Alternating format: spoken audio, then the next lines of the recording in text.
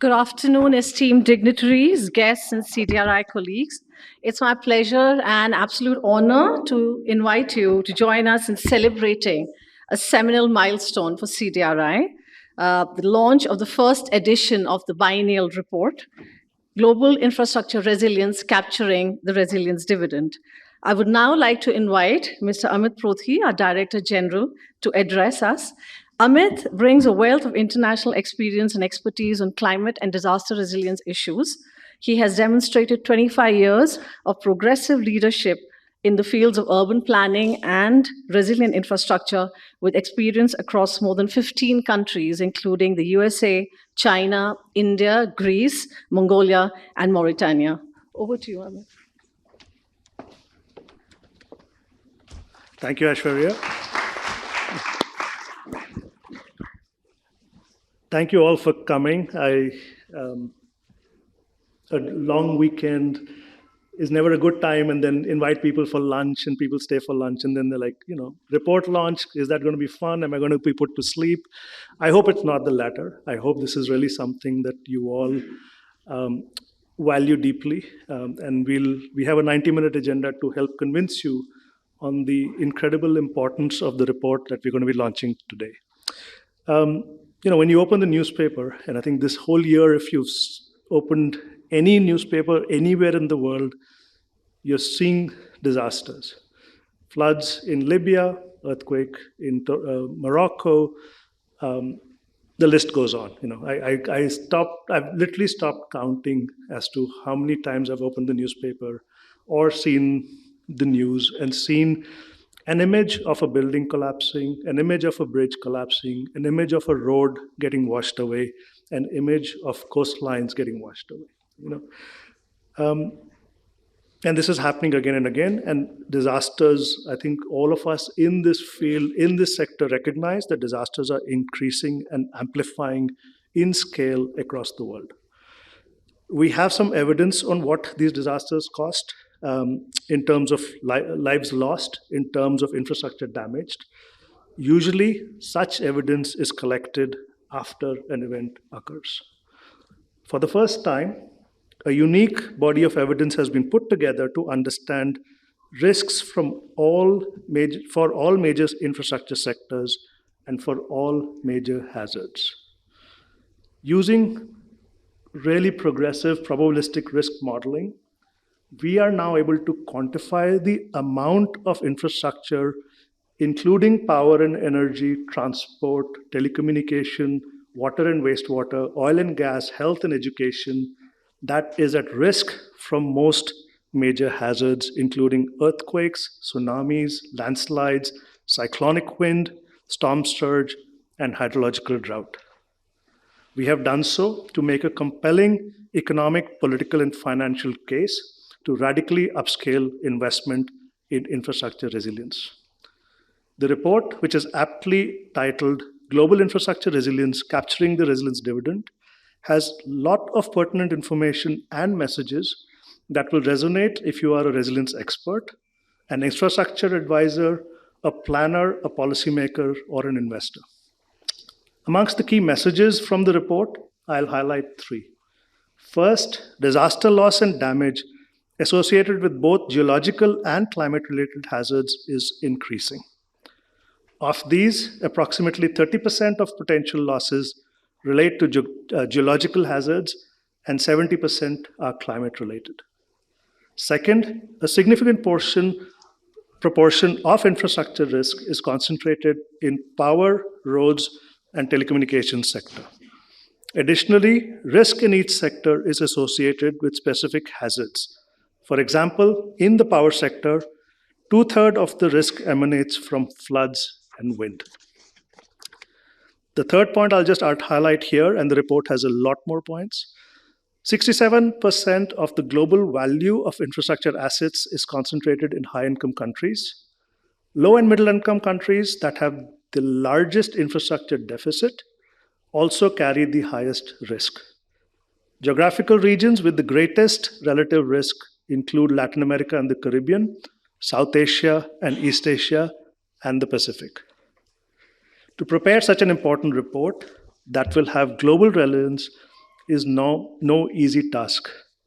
On behalf of the Secretariat, I want to offer a sincere thanks to all the coalition members and partners who have been strong supporters in helping us deliver CDRI's first biennial report. Member countries backed us when we laid out the ambition to prepare this report by offering financial support and technical expertise. Partners took ownership of key messages such as nature based solutions.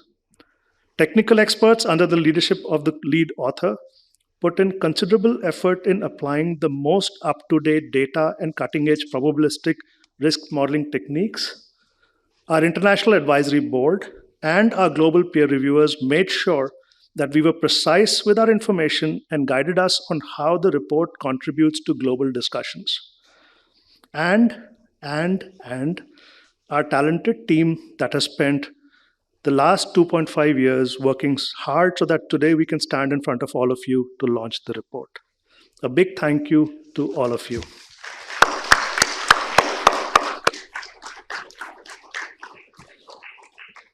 In the next 90 minutes, you will hear from the lead author who will go into greater detail on the methodology and key findings of the report, and from a distinguished panel on what are some of the pathways on applying the findings of the report. But first, it is my immense honor to invite our chief guest, Honorable Minister of Earth Sciences for India, Shri Kiran Rijiju, to offer his keynote address. Shri Kiran Rijiju is the Cabinet Minister of Earth Sciences since 2023. Earlier, he served as the Minister of State for Home Affairs from 2014 to 2019, Minister of State for Minority Affairs from 2019 to 2021, Minister of State for Sports and Youth Affairs from 2019 to 2021, and the Law Minister from 2021 to 2023. Shri Rijiju did his MBA, his Bachelor's in Arts Honours from the prestigious Hansraj College of Delhi University. I was in SPA, so not too far away, and followed it up with a law degree from the Faculty of Law, Delhi University. At the age of 31, he was appointed as a member of the Khadi and Village Industries Commission, Government of India. In 2004, he was elected to the 14th Lok Sabha from West Arunachal Pradesh constituency. With an impressive regularity in raising questions of national and international importance and participating in key debates, he was duly adjudged as the best young parliamentarian by the media. Sir, I'll invite to you. Suman Beri ji, Kamal Kishore ji, Prathi ji, and Excellencies, all the invitees and the active members of the whole CDRI group and friends. First of all, I'm delighted to be back to this function related to disaster risk reduction, as I had for 5 years in the Ministry of Home Affairs, very actively participated in various events, including some of the global conventions. The global meeting was quite enriching experience for me when I had attended the meeting at Cancun, and then twice the Asian Ministerial Disaster Risk Reduction Conference, and I had the honor of hosting the event in 2018. I think 2015 in Delhi, and then 2018 in Mongolia, and I attended 2014 in Bangkok. So series of meetings had given me a very good idea about how, as a country, India should respond to this impending danger for the humanity from various hazards, the threat which you all are seeing.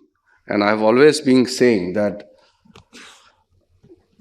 it is almost very clear that what future looks like.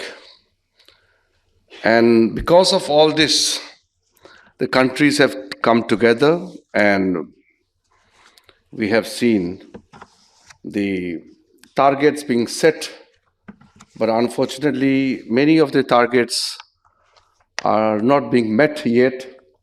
But I'm happy and proud that our Honorable Prime Minister has taken a great initiative, and because of which this Coalition for Disaster Risk Initiative had come into existence. And today, I'm happy that we are going to launch this biennial CDRI report, and this will be very important document for not only us in India but for the global community. And I could see many critical contributions made by different stakeholders.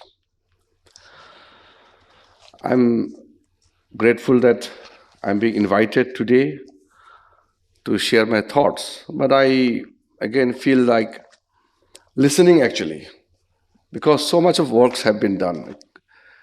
Kamal Kishorji, as a member of the NDMA, he has been one of a very key pillar of all these efforts.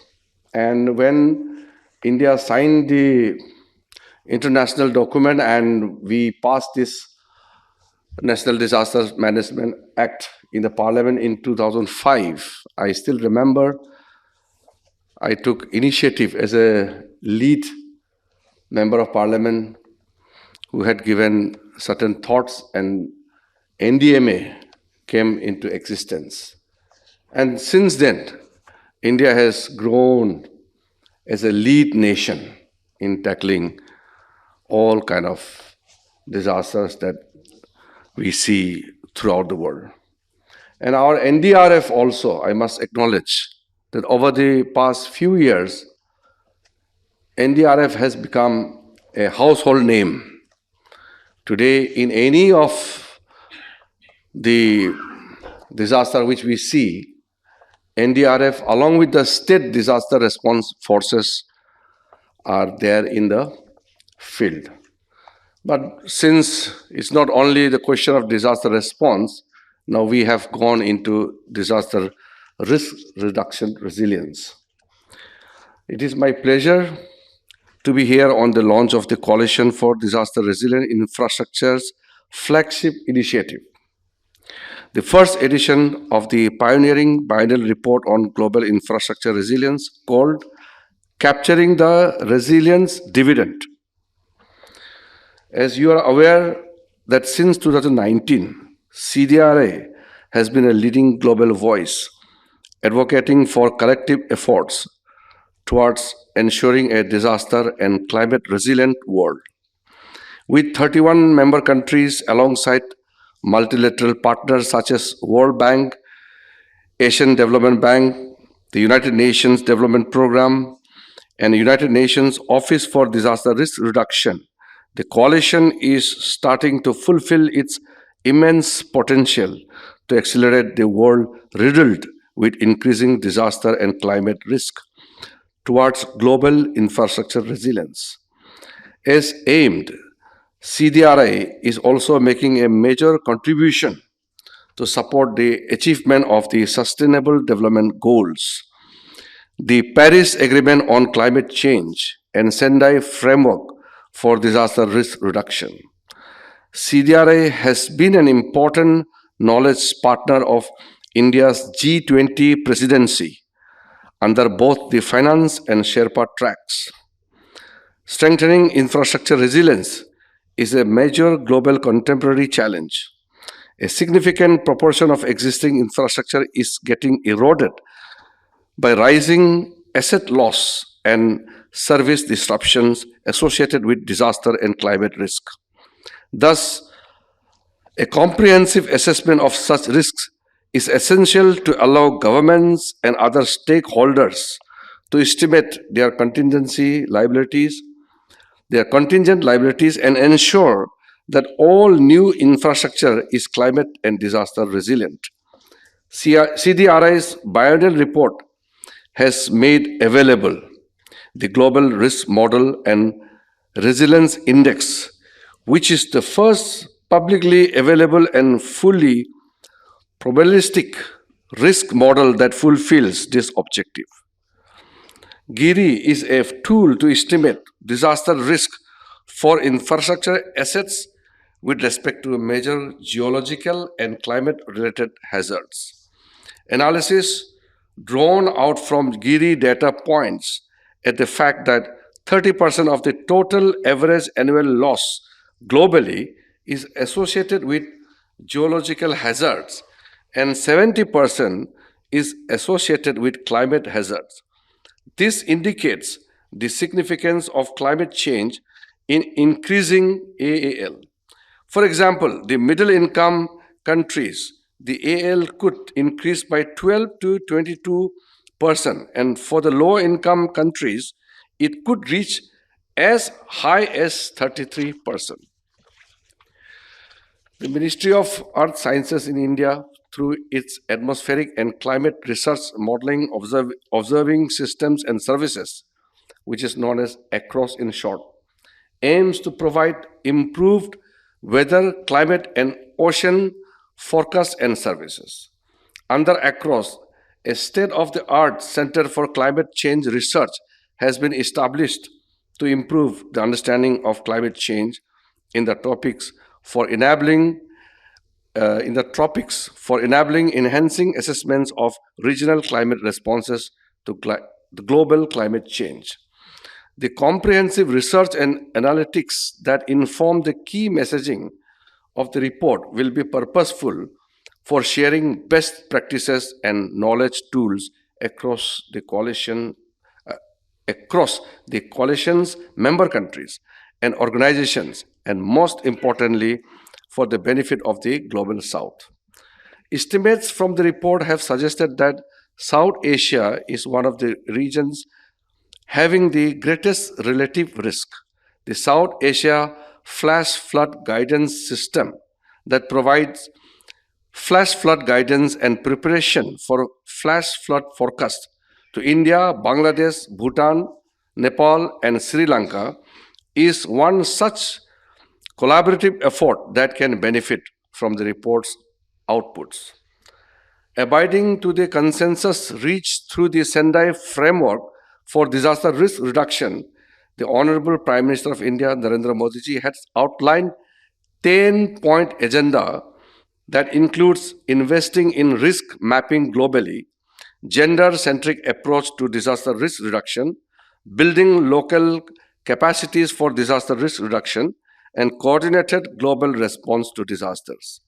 The report provides further impetus to the ongoing initiative in India for charting out a roadmap for disaster management, risk reduction, and infrastructure resilience. It is our earnest endeavor to collaboratively work with other nations and stakeholders to build partnerships in the domain of resilient infrastructure. The Ministry of Earth Sciences acts as a corollary to this ambition and regularly partners with international institutes to broaden the scope of research through transnational joint projects and joint developmental works. To mention a few such undertakings, we now have the roadmap on the blue economy and ocean governance between India and France, which is also a member to the coalition. The Bay of Bengal Initiative for Multi-Sectoral Technical and Economic Cooperation, BIMSTEC, brings together 7 countries from South Asia for comprehensively collaborating on several areas, including environment and disaster management and climate change. Such impetus have immense potential to ensure economic development and provide an impetus to resilient infrastructure within the region. Further, the report can provide a vital impetus to regional initiatives like BIMSTEC, Center for Weather and Climate, for promoting scientific capacity building in weather and climate modeling and research.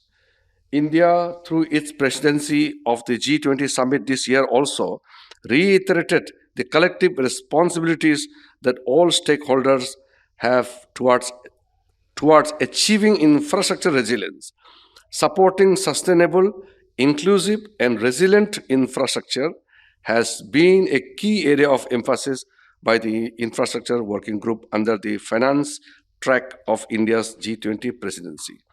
Several G20 members are also part of the coalition and are therefore critical to maintain this momentum through strengthened partnerships and collaborative efforts. This report truly is a vital step towards fulfilling the ambition of a resilient world. Ladies and gentlemen, in my Ministry of Arts Sciences, I have taken certain initiative, and especially some of the areas where scientifically we are not yet there. For example, just we got the news about the flash flood in Sikkim, and past 2 months' time, we have seen the devastating flash floods in Himachal Pradesh and also in parts of Uttarakhand. And in Northeast India also, it keeps happening. Now, we are unable to forecast the cloud burst. I have discussed with the senior scientists in my ministry and the officials. We are trying to increase the numbers of Doppler radar stations because we need the data collections intensively. All the modeling depends on all the data which we are able to collect. We are also increasing our capacity in various fronts, whether in the deep sea or with regards to the climatic conditions. And now, right after this meeting, I'm leaving for the high altitude weather forecasting system there in Mahabaleshwar, and I'm going to have meeting with my officers in Pune. India, being a leading nation, we must lead scientifically. And I'm happy that some of the researches conducted by our scientists have produced remarkable results, which will be very useful for all of us in the days to come. And I'm also very hopeful that the global coalition on disaster resilience infrastructure is also gearing up to the challenges which we see. When we talk about the threat we face as the whole humanity, it's quite a bad scene. When I went to Arctic Circle last month, 2 months back, I was in Svalbard. The difference is very stark. Here in the bustling cities and in the world full of activities, we hardly feel the danger which is lying right ahead of us. But from the North Pole and South Pole and maybe from the space, you really see it clearly. Even if a species is vanished, it has an impact on the whole climatic system. 40 years back, Svalbard and beyond the New Allison, where India's research center is located, I'm told it was covered with ice right after November, but there's no ice now. And we can go very close to the North Pole, then only we can see ice. These are the things which are going to have a huge impact, not only human beings, but the life of the earth itself. So we have huge responsibilities on us. I'm happy that all those concerned stakeholders have come together. And I have not gone through these documents. I'm not going to pass any expert comments on that yet. But I'm sure in the days to come, people like us who sit in the policy-making table are sensitized by the experts who work on the ground in the fields, so that we take corrective steps, appropriate policies are framed, and we really take a right direction in making our future safer. We must be resilient, not only what we think, but in what we do also. And India has become a leading nation, and the Prime Minister himself leads India's course of action. So today, as I said, I'm not going to speak much. I've just made a few remarks.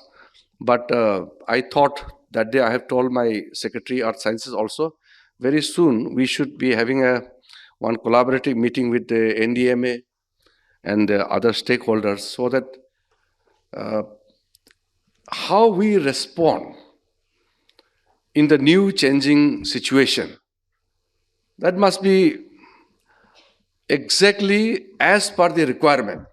Right now, we are working in different ways, whatever we could.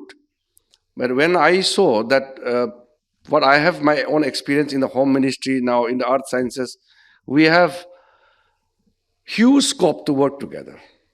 And we must work together, and we will. So I give my assurance from my ministry that we will come together. I'll always be there whenever invited.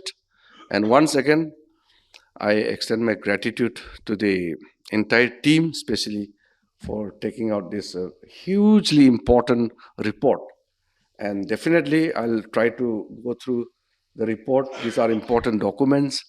These should not be left only for the experts in a field to read, but the common people must also be made to understand and be aware of what are being reported, what are steps taking, and in the whole effort, not only the government stakeholders, but the community as a whole, we must be part of this global effort. Thank you very much.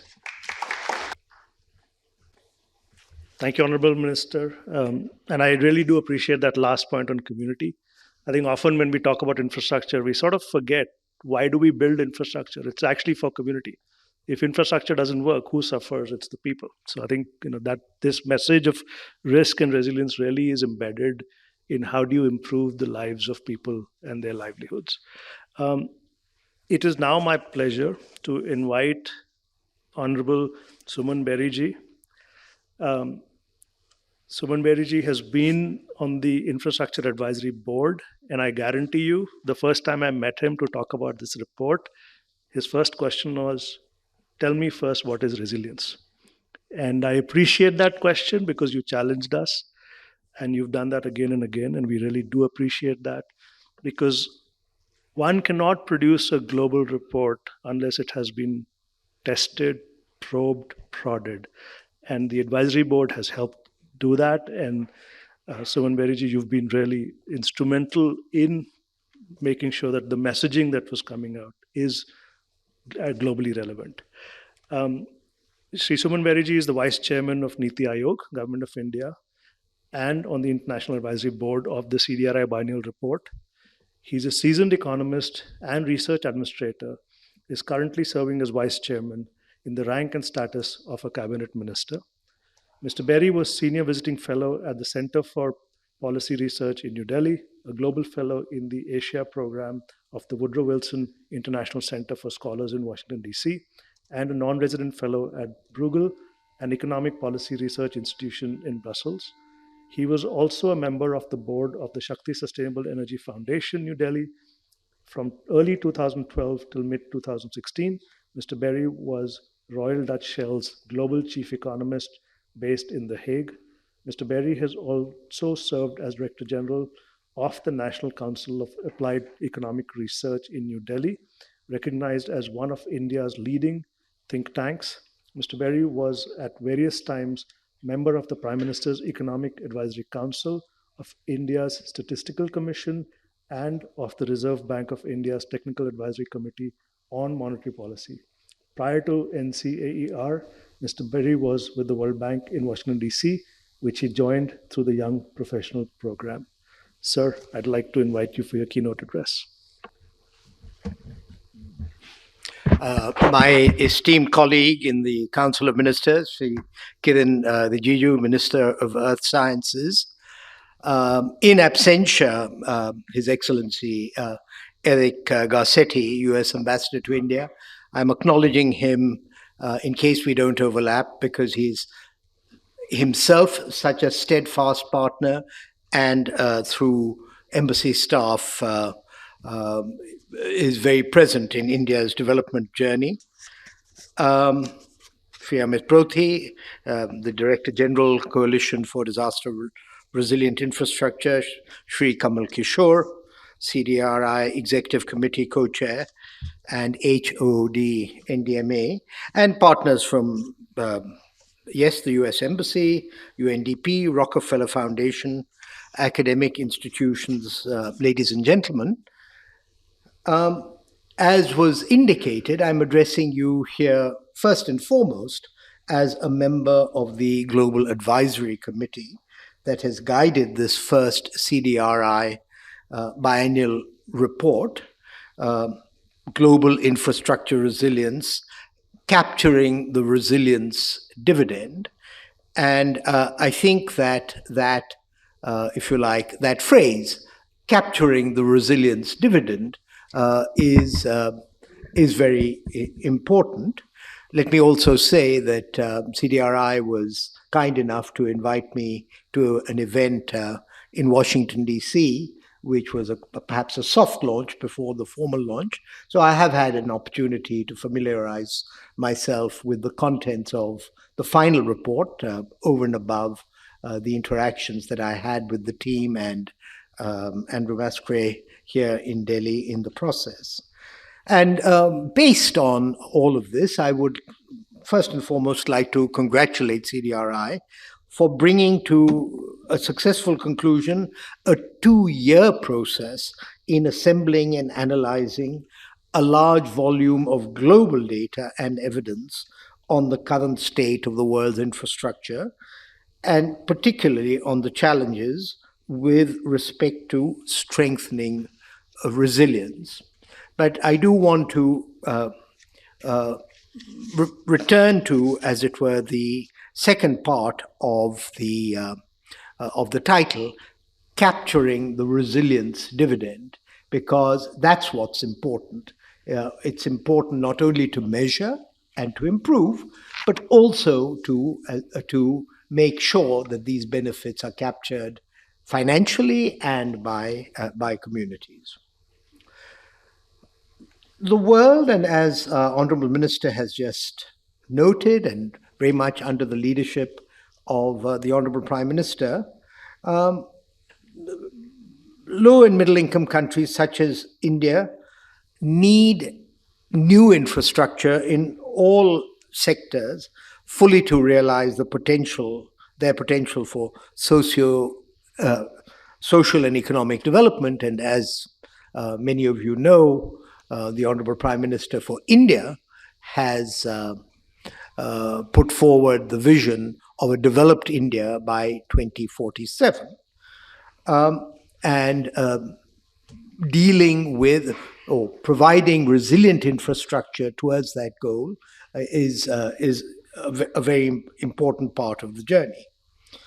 But more immediately, the achievement of the Sustainable Development Goals in India as elsewhere, stressed in our G20 presidency and in the leaders' communique, depends on such investment. Infrastructure is fundamental to achieving Goal 9 of the SDGs and is also crucial to the fulfillment of some of the other goals. Now, while the future needs are immense, infrastructure already in place is needlessly being eroded and lost due to inadequate operations and maintenance, premature obsolescence, disaster and climate loss, as highlighted in the CDRI report. The damage to infrastructure assets translates to unreliable and poor quality essential services, as Mr. Prothi just indicated, which in turn hamper social and economic development and are inconsistent with both the UN's and India's aspiration to leave no one behind. Given an estimated global average annual loss, or estimated as much as $850 billion in infrastructure and buildings, representing around 1/7 of global GDP growth. Adding new infrastructure investments without ensuring their strength and resilience is, as the report observes, the equivalent of pouring water into a bamboo basket. And CDRI's first biennial report, being launched today, suggests that around 60% of the infrastructure needed globally by 2050 is yet to be built. And this represents both a challenge and an opportunity.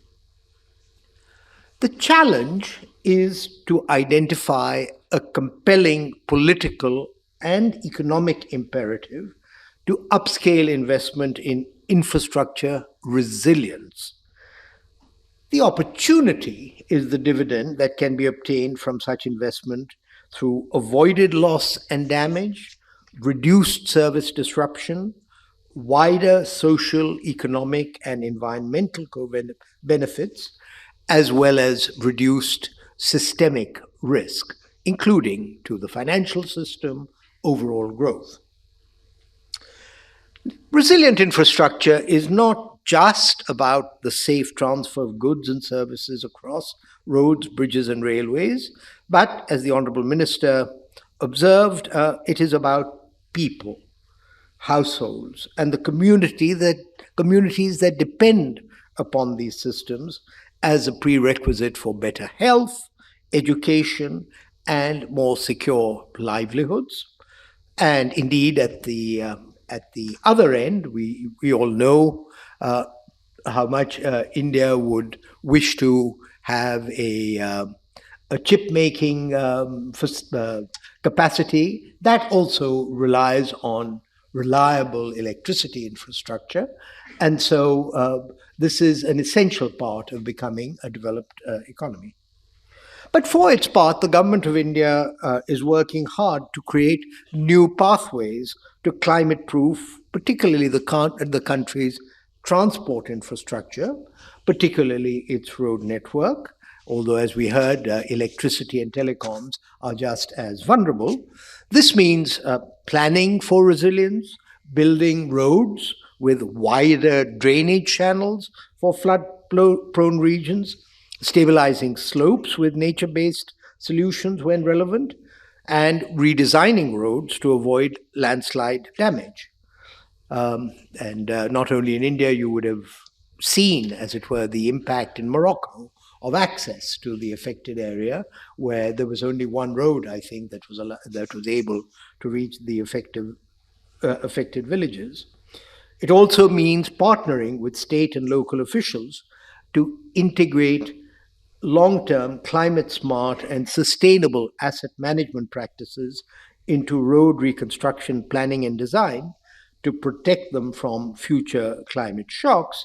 And perhaps I could mention to the Honourable Minister that this could be an area where your ministry and ours could cooperate, and Niti Aayog could cooperate. The $500 million National Highways Corridor project will mainstream resilient and green technology for national highways across the country. The so-called GNHCP is constructing nearly 800 kilometers of climate-resilient highways across the states of Rajasthan, Himachal, Uttar Pradesh, and Andhra Pradesh by 2024. Many of you know that two prominent programs, Gati Shakti and the National Infrastructure Pipeline, are based on the concept of developing sustainable and resilient infrastructure through sustaining governance and the capacities of stakeholders.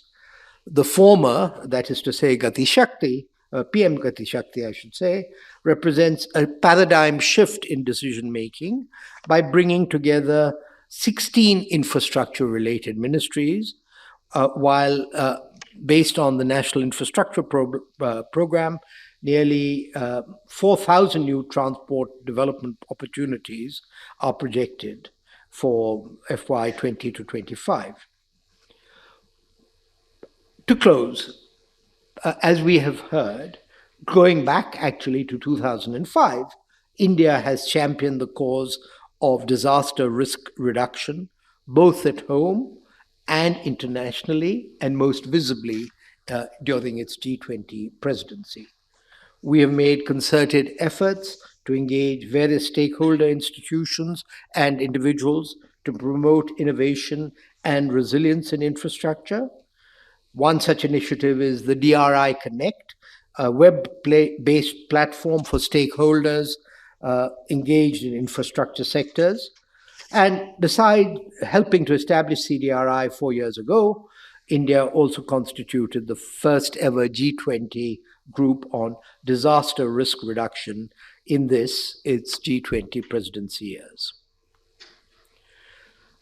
Building resilient pathways requires commitment and patience, and the report indicates, as it were, what the dividends are. All rich countries have a much better endowment of infrastructure and resilient infrastructure than do the low and middle income countries. So it's an essential part of the journey, and it is a tribute to the leadership of the Honorable Prime Minister that he sees this as an integral part of India's development path.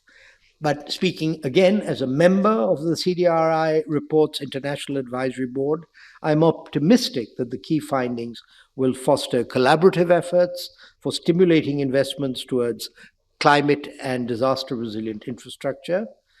Unfortunately, on the long road towards building climate resilient infrastructure, there are no shortcuts, but every journey starts with the first step. And I think that we have made good progress. So let me thank the CDRI for inviting me onto the advisory board, allowing me to participate at the meeting at the UN, and having me present at the formal launch here in Delhi. Thank you, Honorable Shri Suman Berry-ji and Honorable Minister Shri Kiren Rijiju for your valuable insights. This is the moment we've been waiting for, the formal launch of the report. So I would like to... Yeah, it's right. Yeah, we have. So if we can have a photograph, please, with...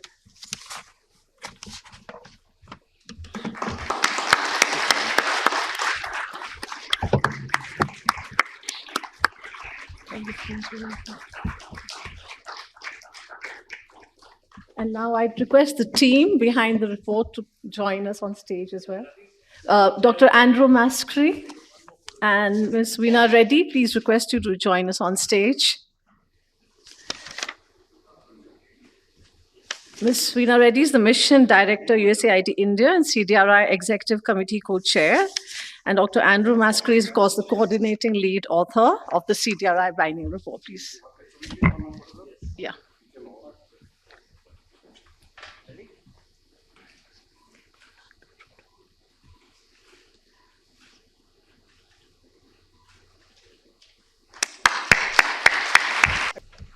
Thank you, Minister Ji and Suman Berry Ji, for helping us launch this. As I heard you talk to our lead author. Now we have to disseminate it. I think all of you are part of the dissemination process that begins. The report is now live online. So if you go and look at the QR code that will be shared shortly, it's available online. Thank you so much. Thank you. Yeah. Thank you so much. And that was a great launch, and we look forward to your engagement with the website as well. And now for the next segment, we'll be presenting the CDRI Biennial report. And I would request Dr. Andrew Maskry to please join us again on stage and present the report.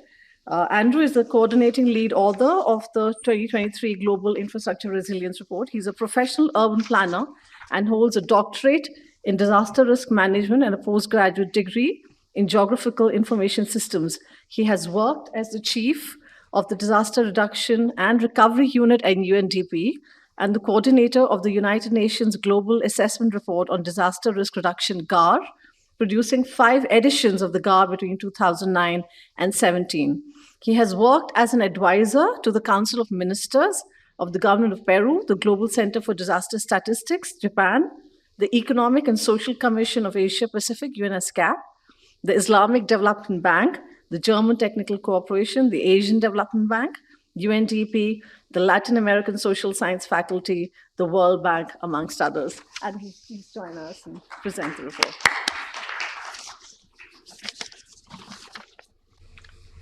Thank you so much, everyone. Honorable Minister, Honorable Suman Berry, Director General Proti, Kamal Kishore, and our partners in UNDP and USAID. It's been an absolute privilege and a pleasure to have been able to undertake the conceptualization, research, writing, and production of this report over the last 2 years. My job today in the next 15 minutes or so is to basically probably amplify some of the points that have already been made by the previous speakers and give you a little bit of insight into some of the key messages in the report. I'm basically going to the report focuses on, I think, 5 sets of key challenges we need to really address to achieve infrastructure resilience, and then looks at a set of 6 different pathways. Pathways being things we could do to help us get there. So with no further ado, I'm going to go into the presentation of the report.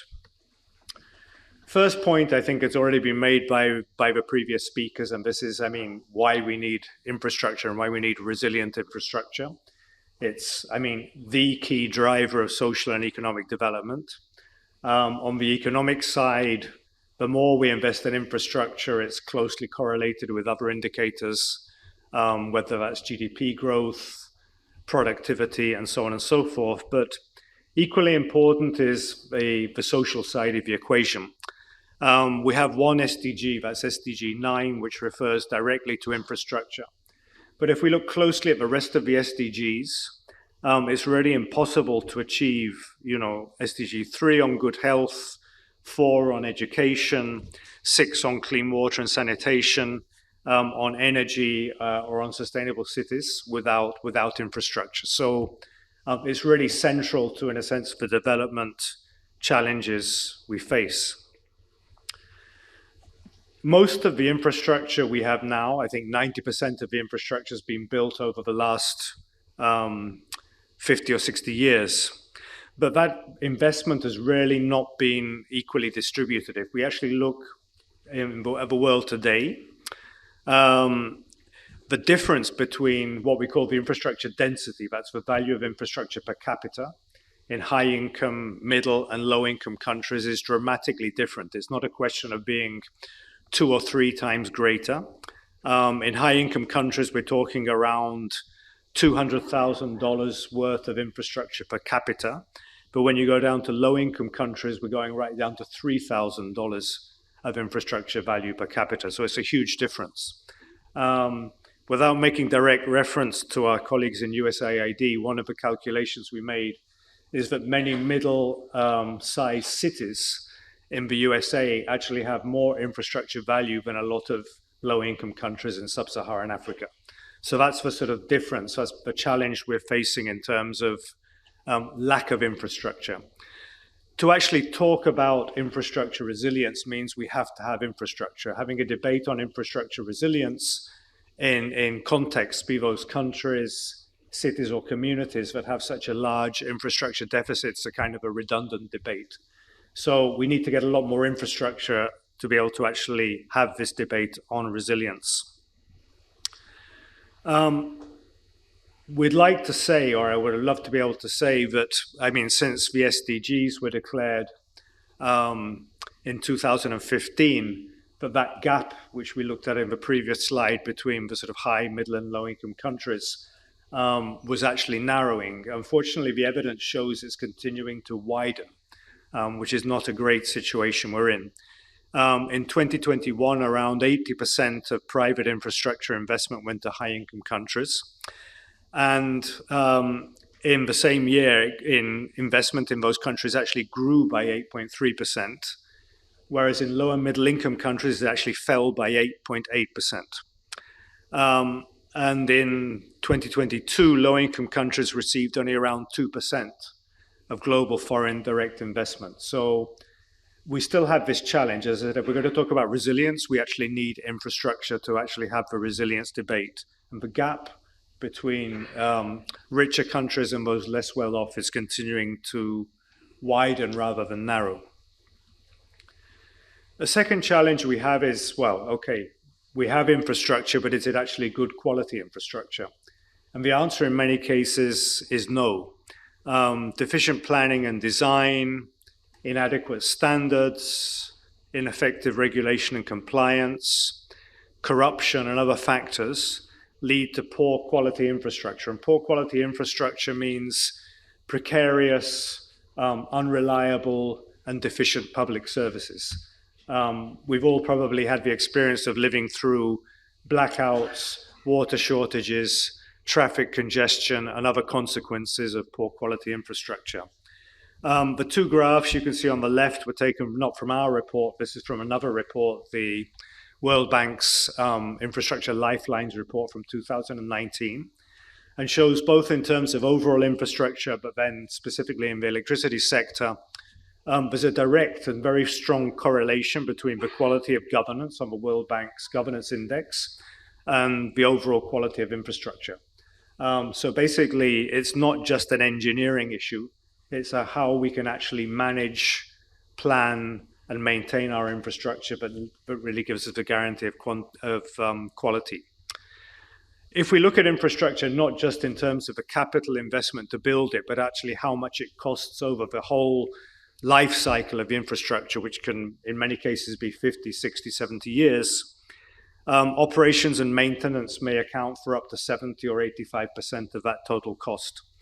And one of the problems we see again and again in many middle and low income countries is insufficient investment in operations and maintenance. And that's what's leading us to premature obsolescence and this issue of increased service disruption. So infrastructure governance is it's a second challenge and a particularly critical one. The third challenge is really at the heart of this report, which is looking at the issue of disaster and climate risk. And this is something that's further eroding infrastructure quality. As some of the previous speakers have mentioned, we did, I would say, a huge modeling exercise in this report in which we've tried to actually estimate the risk in terms of quantitative metrics of loss across all infrastructure sectors, including buildings, for every single country in the world. And there's a key metric which I'll just spend a few minutes on explaining what it means, which is the average annual loss, because it's so often misunderstood. This is a metric that's actually used by the insurance industry to calculate your insurance premiums.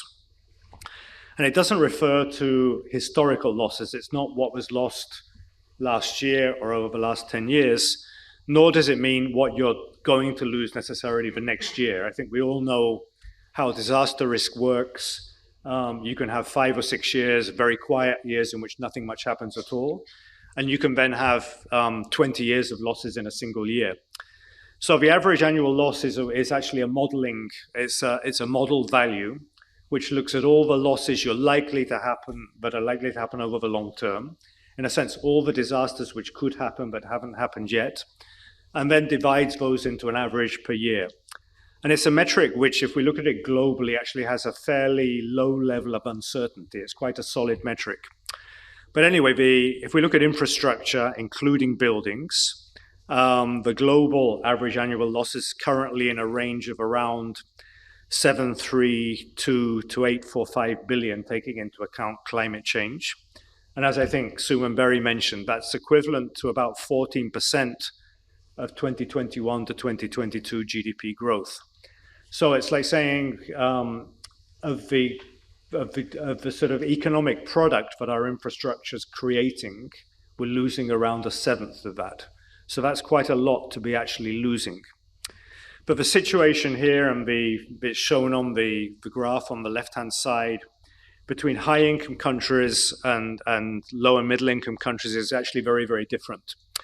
High-income countries, and you can see on the left-hand side at the top, United States, Japan, and some of the large middle-income countries like China and India, can have extremely high absolute losses simply because they have so much infrastructure. But in relative terms, that loss doesn't mean so much to their GDP and to the size of their economies. At the extreme bottom side, where you see a lot of small island developing states, it's actually the opposite situation. You can have very low absolute losses in small economies, but in relative terms, it's absolutely devastating to the economies. These are the economies where people often say, the disaster has set back development by 10 years or more. So two very different kind of pictures. In terms of sectors, when we looked at the results of a model, each country has its own specific challenges, but there are three sectors which really do concentrate 80% of the risk around the world. And those sectors are roads and railways, telecommunications, and power and energy. So we obviously have risks in ports and airports, in water and wastewater, etc. But those are the sectors that really concentrate most of the risk. And are associated with quite different hazards. So flood and wind represent around 2/3 of the power sector risk, wind around 2/3 of the telecoms risk, but landslides and earthquakes around 3/4 of the road and rail risk. One of the things we did in this model was not add climate change on at the end, but it's actually an integral part of the model. So it's actually built into the model from the very beginning. And we looked at climate change under two different emission scenarios. One is sort of a low emission scenario and one a very high emission scenario. First of all, we have to say that around 30% of the risk is associated with geological hazards. So that's earthquakes, tsunamis, earthquake-generated landslides. So even if by some miracle we were able to actually solve the climate change challenge, we're still going to have a lot of risk out there. There's still going to be buildings falling down in earthquakes, roads being destroyed by landslides. But climate change will dramatically increase risk in some regions. And South Asia is actually one of those regions where the risk is going to, or we can say is likely to increase most due to climate change. We're talking about, under a high emission scenario, around 24% in South Asia. And the impact in low and middle income countries looks to be far higher than in the high income countries. The infrastructure risk would increase by only about 6% in high income countries, but by around 37% in low income countries. So unfortunately, those countries with the least infrastructure are likely to see the greatest increase in their risk due to climate change. And then in economic terms, I think this is where the message has to come home. This is really an opportunity cost. Again, talking just about the low and middle income countries' risk of around 67 billion, that's around 1/3 of the investment that came into those countries in 2021. So it really erodes countries' capacities to make new investment. I've had the opportunity to look inside public investment planning systems in many countries. And when you see a list of the new public investment projects for the following year, many of them begin with the word R. And R means repair, rehabilitation, or reconstruction. So we're having to divert resources which could be used for new development to permanently, rebuild, repair, rehabilitate damaged infrastructure. And this is where it's something that Suman Berry again said, if we just continue to make new investments without strengthening resilience, it's really analogous to pouring water into a bamboo basket. So the resilience challenge is really how do we turn that bamboo basket into an earthenware pot, which actually means the water stays in and doesn't flow straight out again. The report also looks, as its title suggests, at resilience. And resilience isn't actually exactly the same as risk.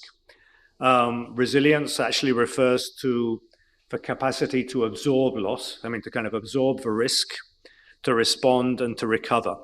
And that's really related to a range of different social, economic, and governance factors. So it's like saying the same level of loss in Japan does not have the same impact as the same level of loss in Bangladesh, for example. Countries which have large infrastructure deficits, it means there's not much redundancy in the infrastructure. If I'm living in a region where to get there, there's only one bridge which allows me to get into the region, if that bridge is lost, the impact's enormous. If I have 10 bridges, it's far less. Small island developing states, which only often have one airport and one port, are particularly vulnerable, far less resilient than countries where their external trade is spread over a large number of ports and airports. The report also looks at systemic risk as yet another challenge. My alarm clock's just gone off. I'm sorry about that. I'm waking up on the other side of the world at this point in time. But I mean, the way we've been building infrastructure over the last 50 years, which has really underpinned urbanization, has also contributed to climate change, biodiversity loss, and unplanned urban development. So we can actually say that the way we've been building infrastructure has actually been a major driver of systemic risk. And this is something else we have to look at, because if we continue building infrastructure in the way we've been building at it, it increases systemic risk, and that's ultimately self-defeating, because it'll come back and bite us again. In the same way, like if we do things which increase climate change, which then increase loss, it's a circular thing which is going to come back to us. The final challenge is really how do we get more money into this, more resources. The latest estimates which have been produced of how much money is required to address the infrastructure deficit we mentioned, strengthen resilience, and transit to net zero economies just in low and middle income countries through to 2050 is now around $2.84 to $2.9 trillion a year. That's a lot of money. Current investment, or let's say 2021 investment in most countries in infrastructure was around somewhere less than a tenth of that. So we've got an order of magnitude difference. When we discussed this with economists and investment bankers, what they said to us, well, who knows how accurate these figures are? But when you start talking about an order of magnitude difference, the actual figures don't matter very much. I mean, we've actually got to somehow boost investment by around 10 times to get to where we need to get to. And there's several, let's say, pathways which need to be followed to get there. One is actually being able to calculate what this famous resilience dividend, which we were mentioning, is. The resilience dividend, if you think of it in terms of avoided asset loss, how much loss and damage we would avoid over the life cycle of the infrastructure, the costs of reduced service disruption we would avoid, the benefits of better quality public services on social and economic development, reductions in carbon emissions, enhanced biodiversity, improved air and water quality, and others. The World Bank, they say in general, this is kind of cliche. $1 invested is $4 in terms of the resilience dividend, but it may actually be much more than that. Because often the way it's calculated only really takes into account the asset loss and not a lot of these other indirect benefits. And to do this, we actually need to look at it again over the full life cycle of the infrastructure asset. It's not just for capital investment at the beginning. It's actually everything that can be saved over the time of the asset. So actually making that visible is really a very key to making a sort of the economic imperative. Why should I invest in resilience rather than just doing business as usual? The report also has a chapter on nature-based infrastructure solutions, a chapter which was contributed to the report from our colleagues from the US. And it really, again, points to, in terms of, hey, if we really want to maximize the resilience dividend, nature-based solutions actually have a major role to play. Not in every sector, but certainly in the water sector, in hazard mitigation, so that's actually protecting existing infrastructure, and energy. Around 11% of all grey infrastructure could probably be replaced by nature-based solutions, which cost on average only 51%.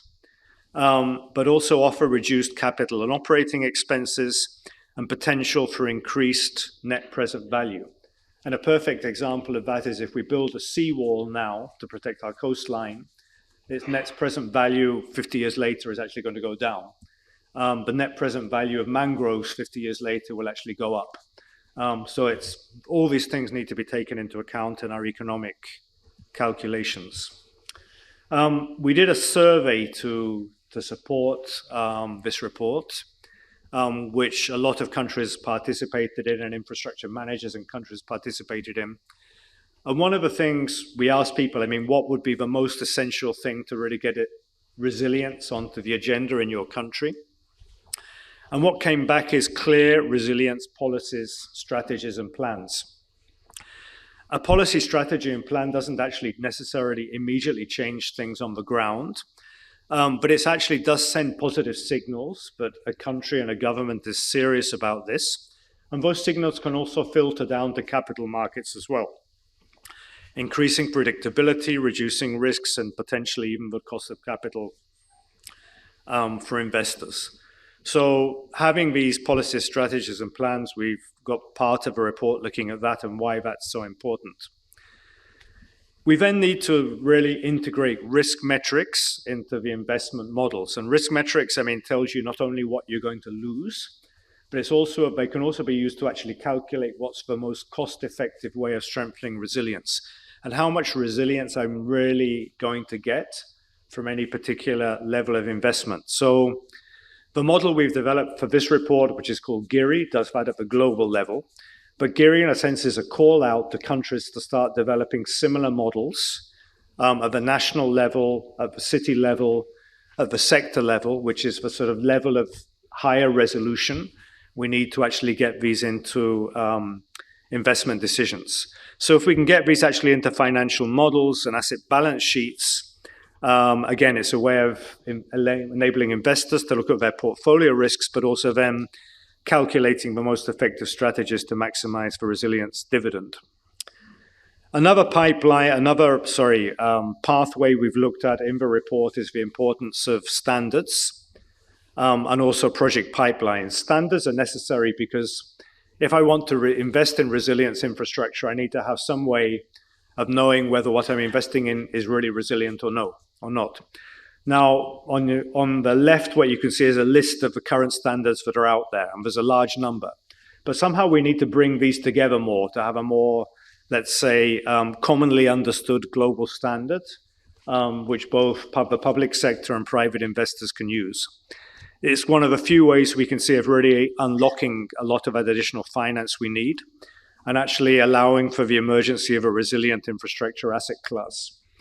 And another thing we've looked at, and this is something I think India's already gone a long way in moving towards, is actually aggregating and bundling multiple small projects into project pipelines, infrastructure pipelines, which again can provide investors with a clearer vision of what they can do over the medium term, provide a more predictable flow of funding, and mutualizing risk across a wide range of projects. And then finally, this I think is the last slide. The report proposes that countries start thinking about national resilience funds, which can blend public resources, climate finance, multilateral development bank loans, private capital, and risk financing, whether that's cat bonds or insurance, to really de-risk infrastructure investment and optimize the use of different resources. And these need to include mechanisms to monetize the resilience dividend, because we can talk about the resilience dividend, we can calculate it and say how important it is, but we also need mechanisms so it actually flows back to the people investing, be those the governments or the private sector, so that it actually becomes then an investment opportunity rather than just a cost or an obligation imposed by regulators. So that's all for me. Thank you so much. We have a global infrastructure risk and index, which is coming online very soon. And the idea we did this was to really open the black box and have data which anyone and everyone can use for free, which is different, a little bit different to the way the insurance industry has generally worked up to now. So you'll be able to explore the data by country, by sector, by hazard type, to really look at the risks that are out there as well as the opportunities. So thank you so much. Thank you so much for sharing the key messages of the report, Andrew, and unpacking the resilience dividend and its role in positively influencing global development trajectories. We now have the Honorary His Excellency Eric Garcetti, Ambassador, United States Ambassador to Republic of India. So, His Excellency Eric Garcetti, welcome to India. Mr. Garcetti is a public servant, educator, and diplomat. He was confirmed as the 26th United States Ambassador to the Republic of India on March 15, 2023. He was elected as the 42nd mayor of the city of Los Angeles in 2013 as the youngest mayor in Los Angeles, and he was re-elected in 2017 with the widest margin ever recorded in his.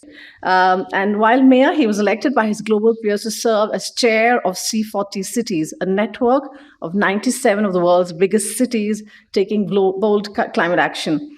At COP26, he represented the world's urban leaders, delivering the city's Race to Zero pledge, a commitment to over 1,000 global cities to implement net zero carbon futures. And also interesting that you've studied Hindi and Indian culture while at Columbia. So I think without much ado, please welcome. Thank you so much. Thank you for the kind introduction. Well, good afternoon, everyone. Namaskar. Great to be with everybody. And I've heard such excellent things about everybody who's come before me, so all I can do is mess it up for a perfect day. But I'll do my best to be part of the closing thoughts. I know you have a wonderful panel, and I appreciate everybody's understanding, since I have to run across town as well to talk about some other collaboration we're doing in the defense sector. But I really come here wearing a couple different hats, seeing a lot of friends from many years and new friends who I get to work with now here in this incredible role that the president of our country has asked me to fulfill. I come here first and foremost not as an ambassador, but as a fellow person who's been on the front lines of trying to build what resilience is all about. I've been a mayor in a city that its economy is the third largest urban economy in the world, in Los Angeles, where we face basically every natural disaster and man-made disaster you can create. There's only a couple we don't qualify for, but whether it's fires and earthquakes, whether it's been urban unrest, whether it's looked at flooding, Los Angeles is this beautiful paradise, but I call it an imperfect paradise because we're facing what most cities face in the world and most human beings do today. How will we adapt to this moment? How will we prepare for this moment? How will we accommodate this moment and make sure that the people who are counting on us can survive this moment in order for the ones that come after to continue to live on this earth and call it home? And in Los Angeles, one of the things that wasn't in my bio, we were very proudly with Rockefeller then, and then spun out of Rockefeller, the 100 Resilient Cities initiative, to be one of those first 100 cities globally, to look at not just talking the language of resilience, which was something new a decade ago, but to prepare for resilience. And maybe they said this to everybody, but when we created our first Resilient City Plan, it was cited by the 100 Resilient Cities as the strongest one anywhere in the world. Because what we tried to do was not have a government plan that would say government departments and agencies would do X, Y, and Z. But this is how we prepare millions of people for resilience in their communities, in their businesses, in their organizations, in their neighborhoods. It's kind of like the issue of human rights. I remember when Eleanor Roosevelt once wrote, "What do human rights mean globally if they don't mean anything locally?" We think of human rights sometimes as happening in other places, but she said, if we don't have human rights where we work, where we worship, where we study, where we live, they mean nothing there. Same thing with resilience. Often we see resilience as headlines someplace else. Oh, thank God that there, but for the grace of God go I, a tsunami visited this region, or we saw an earthquake that happened. Even yesterday, I think we all felt, a couple of us were at lunch together as we were arguing whether or not it was an earthquake or not, and we saw the cracks on the wall, and we definitely thought it was an earthquake. But we think, well, that was okay for us, but someplace else, people lost their lives, lost their homes. Even here, it breaks down borders, given the history of this region. When we see flooding in Pakistan, I know it pulls at Indian hearts. This is people-to-people things that we're seeing more and more across the world, around the world, that really demands leadership of a moment that empowers people to look at resilience together, which is why we are so pleased to be a partner with India and for India's leadership in creating this extraordinary organization, this Coalition for Disaster-Resistant Infrastructure. As here's the photo, launch its first ever global report on global infrastructure resilience. And it brings together two things that I care deeply about. both infrastructure and resilience? How do we build the physical and the human infrastructure that will address and accommodate this moment? And thank you to India for forging the way. I think I speak for probably every other country represented here and organization. I've often said that India plus America is pretty good, but in this bilateral relationship we have, I feel like it's India times America. It's an exponential relationship. But then if you go India times America times 29 countries and 8 member organizations, this becomes truly exponential. What we can learn from each other, what we can draw from each other. When I was a mayor, we used to say good mayors borrow and great mayors steal. Well, let us be thieves of the best ideas, of the best programs, of the best infrastructure to figure out how, as it's detailed in this inaugural report, we can really ramp up what we have to do now. And if you don't feel that this is urgent, just open the paper every single day. We know where we live, no matter where we are, nobody is immune. This is not a thing that respects borders. This is not a crisis that is about nationalities. This is a human crisis. And we know that damage to one system creates a domino effect.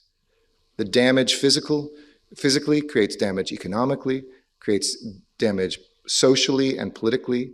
It may be impossible or decades for countries to recover from those moments that we don't respond to well in the short term. The most vulnerable populations, whether that is children, whether that's oftentimes women, whether it's religious or economic or cultural minorities, those are the folks that bear the burden of this. I was telling my team as we looked at climate, something I've worked my entire life on climate action, that we have almost 2 classes in the world today. We have the air conditioner class and we have the climate class. Those who care about this talk about that, but we have the comfort of going inside and clearing the air from pollution and having cooler air. And then those people, like the woman I met in Ahmedabad who works with SEWA, this great organization that empowers women here that USAID is involved in, our great leader Veena Reddy, who's here, and a woman talking about how she's worked in construction her entire life. And now it's so hot, she literally can't even hold the bricks, even wearing gloves anymore in the heat of the day. And you can replicate that conversation across the world in the most vulnerable areas. In my city, in Los Angeles, it's when it's too hot or too cold that people who are unhoused die. It is, of course, when flooding occurs that those who have the weakest housing get the most damage. But we know that every single dollar or rupee or pick your currency invested in resilient infrastructure pays off 11-fold. I mean, if we were making a pitch for investors, this would be the company everybody would fall over themselves to invest in. So our message to our own governments, to our own infrastructure of companies and of civil players in our civil sectors is invest in this right now. And we're making it easier for how we can do it. And America is so honored to co-chair this great organization, to be invited by India to co-chair during the rotating chairpersonship. And Samantha Powers, who I think you all know is a force of nature. Finally, somebody whose last name is reflective of who they are. She is this force of nature who links together the idea of resilience, the idea of strategy and strategic strength, and of economic empowerment. Oftentimes, we have classes of diplomats just looking at the strategic imperative. We have development experts looking just at economic development. And then you have these first responders that deal with disasters. And never shall the twain meet. But now as we braid these 3 things together, we see the strength of those strands, again, just as I said, isn't just additive, it's multiplicative. And so I think the insights that we can gain today are going to empower us to save lives. We all lived through the most traumatic few years of our lives during this pandemic. And one of the things that I always said that kind of stayed with me is it's very easy to count the people you lose. You can count the bodies, the lives, the family members, the friends that you lose. But success is difficult to measure when you're successful in this space because you can't count the people who are still alive. But know in your hearts that if we do this right, there will be people walking around your neighborhood and in your city and in your country and in your world who will be alive who otherwise wouldn't. And I want to end on those starkest of terms because this is really work People get lost sometimes if they hear a word like resilience, which is fancy, and infrastructure, which nobody actually knows what infrastructure is. But when you say it's the things that connect people and protect people, people understand why these terms are meaningful.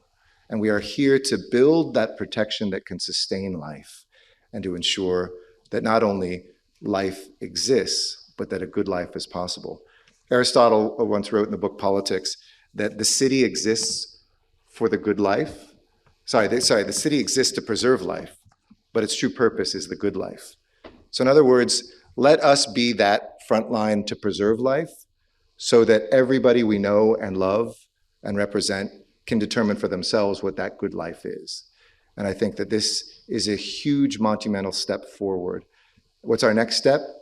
Let's get triple digits of countries to be a part of this. Let's get every organization behind this work. Let's accelerate that, and let's infiltrate other international organizations and national conversations to ensure that the ideas that are in here, that this group of thieves and of researchers and of well-intentioned doers turn this not from ideas, but into action, because this world and this moment demands it. Thank you all so much. Appreciate it. Thank you so much, Ambassador Rassetti. And now we move into the final high-level panel discussion that we have lined up to discuss the report and the pathways that it is just kind of uncovering. I'll request Shri Kamal Kishorji to please join us on stage. He'll be the moderator. He is the head of department and member, NDMA, Government of India, and he is a CDRI Executive Committee co-chair. I'll also invite the other panelists, Mr. Arumar Ravi, Director, Indian Institute for Human Settlements, Ms. Veena Reddy, Mission Director, USAID India and CDRI Executive Committee Co-Chair, Ms. Ami Misra, Senior Economist and Head of Policy at UNDP in India, Ms. Elizabeth Yee, Executive Vice President, Program Strategy, the Rockefeller Foundation, and Dr. Andrew Mascray, Coordinating Lead Author, CDRI Biennial Report. A very good afternoon. We've had a very inspirational, insightful remarks from the ambassador just a few minutes ago, his own lived experience of having been a mayor of an important city in the United States and championing the cause of resilience. We heard a very insightful, incisive presentation by Andrew about what is there in the report.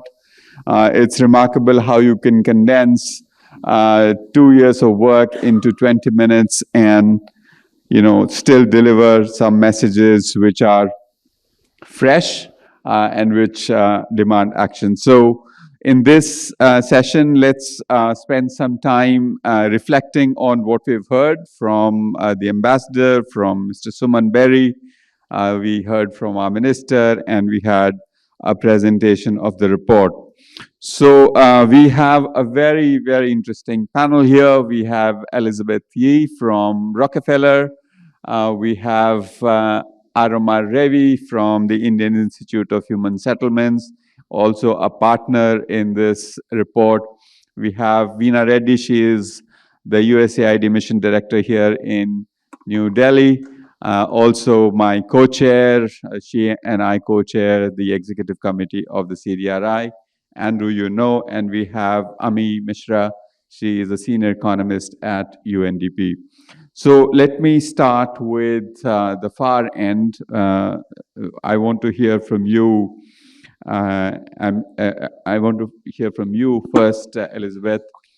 The report, when it was presented, Andrew talked about what is the message for policymakers, what is the message for governments at the national level, at the subnational level, and so on.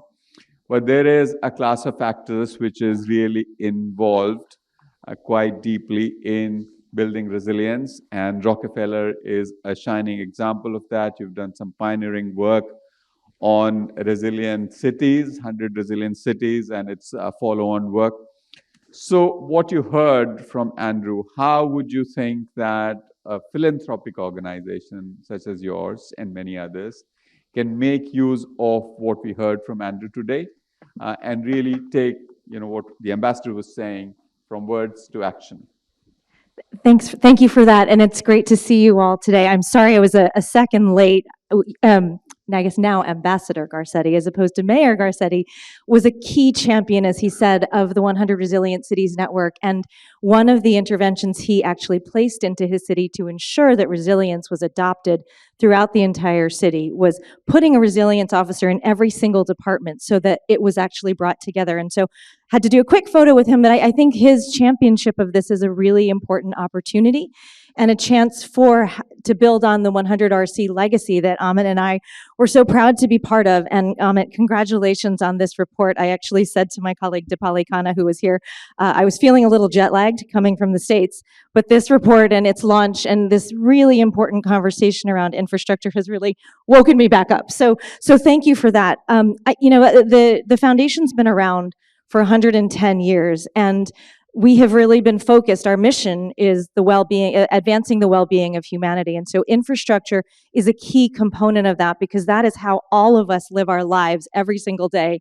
no matter what community, urban, peri-urban, rural, that we live in. And so as we think about our role as philanthropy in general, it's really about accelerating good ideas, going where private sector, going where governments haven't yet gone or aren't willing to go, to provide that risk capital to really accelerate these solutions. And that's why infrastructure has been really part of some of the things we've been doing. I liked Andrew's comments and Ambassador Garcetti's as well, because I think people automatically default to buildings or roads and bridges as infrastructure, but there's nature-based solutions and other types of infrastructure that is really intended to connect people to opportunities and ideas. And so from our perspective, we use our capital for that risk capital, and we also use our convening power to bring people together around ideas. That was the most special part of 100 RC, was thinking cross-sectorally and bringing people together around ideas. And if I could just give a couple of examples of how we're using our risk capital. So one is around this idea that we started, Amit, at 100 Resilient Cities, called the Urban Resilience Fund. And that is a blended finance structure in partnership with a private investor called Meridium. And so we've had a number of private sector institutions, more DFI type institutions, and other individuals put money into this fund that really is about the project preparation that needs to occur in advance of this, and ultimately lead to more resilient infrastructure that is holistic, that it looks at both disaster risk as well as the social side of resilience and delivering on that. So that means one of the projects they're looking at is school development. They're also looking at coastline development in Mauritania as some of the initial projects that are being funded out of this multi-$100 million Urban Resilience Fund.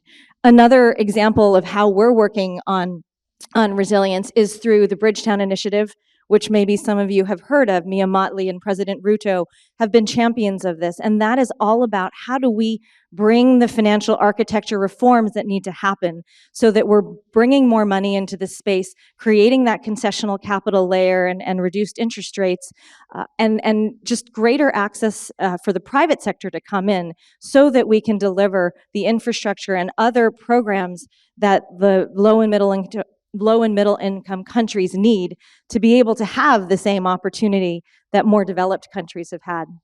And then last but not least, nature-based solutions, which is a real great place for philanthropy to come in, because it hasn't attracted the level of private capital support that we really need to scale. However, as Andrew mentioned, it's got massive return on investment and capital. And so that's a place that we've put significant amounts of resources in to really try to drive and mobilize all different types of capital to come in. At the end of the day, climate and resilience is a huge, huge market opportunity for all of us to both do better for the planet and to also create new private sector and job opportunities. And so I'm really glad to see all of you here who share in that vision, and we look forward to partnering with you to make that happen. Thank you very much, Elizabeth, for those remarks, particularly the Bridgetown initiative that you talked about, the work of the Rockefeller Foundation in Mauritania, and your point on innovation in the space of finance, blended finance, to invest in infrastructure and invest in resilience. If I can come back with just one more point, you talked about finance. And Andrew talked about resilience dividend when he presented the report. Would you like to share any thoughts on, in a world where the risk is so unequally distributed, do you see any role for risk transfer at a different scale for fostering resilience across the globe? Yes, I think risk transfer is a critical part, and the Urban Resilience Fund is looking to do things like that. I think there is a representative from SEVA here as well, and one of the things that we've worked on in partnership with the Adrienne Arsht Rockefeller Resilience Center, and this is not infrastructure, but it's a creative way of delivering on this, is as Ambassador Garcetti mentioned, upgrade in title. The opportunity there was to say these women are really challenged when the heat rises above a certain temperature. They can't go to work, they can't provide for their families. And so in this instance, what our grantee has done is create a risk transfer instrument that says, if it rises above a certain temperature, we'll make you whole on your wages for the day. Similarly, we did several years back a coral reef, which is a nature-based type of infrastructure type transfer that said if certain events happen, we will transfer. There will be a risk transfer mechanism that will enable hotels and businesses along the coastline in the Yucatan to be able to be made whole. So risk transfer is a key element. In those two instances, we provided the initial capital to take this seedling of an idea and then move it into practice so that it actually could become a market instrument. Thanks very much, Liz. Particularly the example on risk transfer mechanisms for communities that are exposed to extreme heat. Let's now turn to Ami, who represents UNDP here. As you have seen on the cover of the report, UNDP has been a key partner in development of this report. So, Ami, in the first few slides that Andrew presented, he talked about the huge disparity you have in terms of the investment that infrastructure development is attracting in high-income countries and low and middle-income countries. So how do we use the notion of resilience, investment in resilience, to somehow begin to address that gap? How do we mobilize the knowledge capacity of international institutions such as yours to actually begin to use the discussion on resilience as a lever to make investment in infrastructure more attractive in LMICs? Thank you, Kamal, for that question. So, I mean, just very quickly, I mean, I'm probably preaching to the choir, but there is no question that this is sort of, I mean, unless we invest in resilient infrastructure over the years, we're looking at a serious crisis on our hands. If you just even from the perspective of the SDGs, you look at it, you know, only about 12% of the SDGs are on track to be achieved. And of course, the disparity is massive between countries that have sort of reached a certain standard and countries that haven't. And, you know, unfortunately, and, you know, the really striking part about this is that, you know, the historical emissions debate. And so the onus is on a certain group of people who are not the ones who sort of created the problem, essentially. I mean, so, you know, we are in a very strange times, and where the answers will come from, I think, both economics, but also the political economy, etc., around this conversation. There are three areas, I think, where LMICs need significant support. One, of course, is around data. So good, reliable data, timely evidence is absolutely critical in terms of not just effective decision-making at all levels of government and policymakers, but also when we're working in a time when resources are frankly quite limited and have multiple competing uses. Good data is also a great, you know, is what is essential to be able to allocate resources in a way where you get the maximum bang for your buck. So, of course, UNDP and CDRI, you know, we've been working extensively of this. You know, there's an upcoming global assessment of infrastructure resilience, and, you know, there we're trying to bring together sort of a public good kind of a data platform where all global indicators for infrastructure resilience are available publicly. So risk data is accessible, it's interoperable, reusable, etc.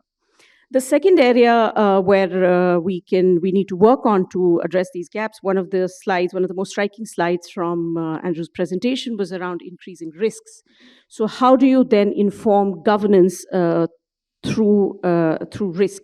So risk-informed governance is essentially that government at all levels is then making decisions or is making allocations in a risk-informed manner. And development becomes a vehicle to reduce this risk. So what risks, whether they are in the form of crises or conflict or disasters or climate change, etc. One element of this is, of course, better data, but there's also sort of this whole of systems approach, which is around adaptive capacities, regulations, codes, policies, etc. So how do you bring all of these to make sure that governments at all levels are equipped to handle the uncertainty and the uncertain environment that they are operating in? And of course, this will have two critical benefits. One is, not only do you reduce losses, but you also create an environment for communities and for people where they can engage in economic activity, with fewer fears, etc. And finally, of course, the elephant in the room is around finance, isn't it? Much of the infrastructure that needs to be developed, by 2050 isn't even there yet. And, we've looked at the stunning financing gaps that Andrew's slides gave up. We're looking at in trillions of dollars, and of which about 30% are needed by LMICs. So this is a massive challenge, and for public finance as well as for private finance. So public finance, again, very, very pressed. For private finance, there's a whole new range of issues in developing countries, which is around, what the projects are not good enough, or the risks are too high, or project delays, complex approval procedures, etc. So I think in these three areas, if we work in data, in risk-informed governance, and in support to the financing side of it, both through role of, say, the MDBs in direct financing, as well as creative instruments that Rockefeller has been talking about, and as well as knowledge sharing best practices. I think so. Between these three things, I think is where the solutions lie. Thank you, Ami, for those points. I think the notion of making data available, including data on risk available as a public good, is really key to facilitate informed decision making. You talked about finance. There is huge untapped potential to mobilize private finance into infrastructure, and how do we crack that? That is something we need to grapple with. I'll come back to you, but let me turn to Arumar Revi from the Indian Institute of Human Settlements. So Arumar, you just came back from the Sustainable Development Goal SDG Midterm Summit a few weeks ago. We know that on all the 17 SDGs, we are not only stagnating, in some cases, we may have actually gone in the wrong direction, at least in some parts of the world. Of course, there's a huge disparity in this.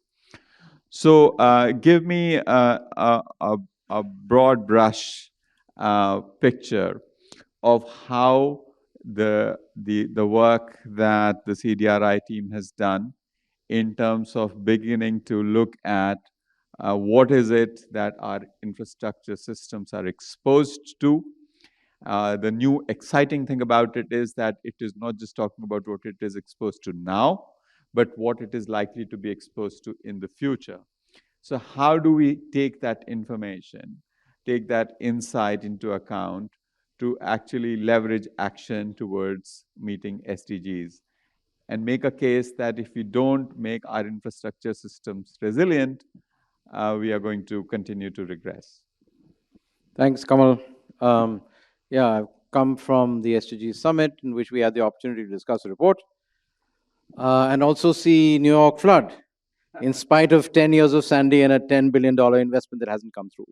So if you can take a $1 trillion city, and we heard Mayor Gassetti talking about it, not being able to respond over 10 years effectively enough to deal with this kind of thing, it gives us a sense of where the challenges lie, not only for us, but I think all parts of the world. So I guess the interesting thing about this report, it's been a long time coming, is that we finally have, for the first time, in the public domain, an estimate of all countries of the world of pathways to deal with risk. And this is not only the conventional stuff that many of us have been working on for a long time, which is on the, the non-climate side, but the climate side. So this is, I think, a very, very significant achievement. A long way to go still, but we've achieved that. So let me give you a few numbers. I mean, to give you a sense of the scale. So at the moment this year, the global economy is about 100 trillion in size, right? To give you, again, a sense of where that is. The US is at about 27 trillion. India is just under 3. China is at about 19, to give you a sense of that scale.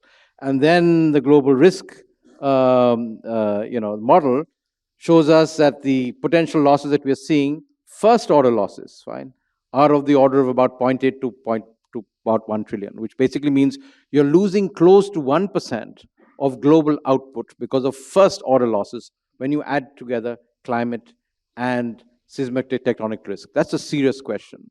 Because unlike the report, if you look at the latest IMF numbers, we're expecting about 3% growth this year. So if you're having about $3 trillion as incremental growth as far as the global economy is concerned, you're losing close to a third or slightly between a third and a fourth of it at the current point of time. Now, what's the challenge? The challenge is it's not only a question of climate or X and Y and Z. We're in the center of a storm. The storm is a polycrisis. There's an economic storm that's happening pretty much across the world. There's also the unfortunate fact that the climate crisis is going to get worse and not better. I can say that because I have the unfortunate sort of responsibility of having sort of co-led the 1.5 report, where we said 1.5 is important, you've got to get to it fast, etc. And that was 5 years ago. We're nowhere near that. So we are actually at the beginning of, as Kamal was saying just now, of a situation where we're regressing on about 2/3 of the SDGs. That's not only across the world, but also inside this country, if you break it down by state. So there's a serious regression on the SDGs, including on poverty, etc., post-COVID. Simultaneously, we are headed for a 1.5 overshoot. That's almost certain at the current point of time. We're hitting 1.2. We will see a 1.5 overshoot in the next decade or so. In fact, in some cities of the world, we'll see it before that, which basically means if we have to invest and improve and do something about the SDGs, you have to bring 4 agendas together. The development agenda, which is kind of obvious in some senses, that's what infrastructure is about. And there we have a challenge of infrastructure underinvestment, like Andrew dealt with. But you also have to do that along with dealing with decarbonization or the mitigation agenda as far as climate is concerned, and the adaptation agenda, which is coming to the forefront every day of, we open the newspaper. Simultaneously, we made a commitment last year to Kunming, Montreal, which is, I think, the biggest crisis we're not seeing happen.